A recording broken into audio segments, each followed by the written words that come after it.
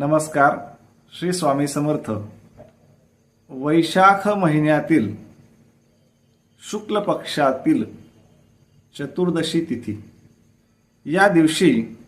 श्री विष्णुदेवांनी आपल्या लाडक्या भक्ताला वाचविण्यासाठी तसेच ईश्वर हा सर्व ठिकाणी म्हणजेच जळी, स्थळी, काष्टी, पाषाणी भरून उरलेला आहे व तो आपल्या लाडक्या भक्ताच्या रक्षणासाठी सतत सज्ज असतो हे दाखविण्यासाठी तो विविध रूपांनी भक्ताला दर्शन देत असतो व त्याच वेळी एका बाजूला ज्या वाईट शक्ती असतात, असुर शक्ती असतात, त्यांचा नाश करण्यासाठी तो कटिबद्ध असतो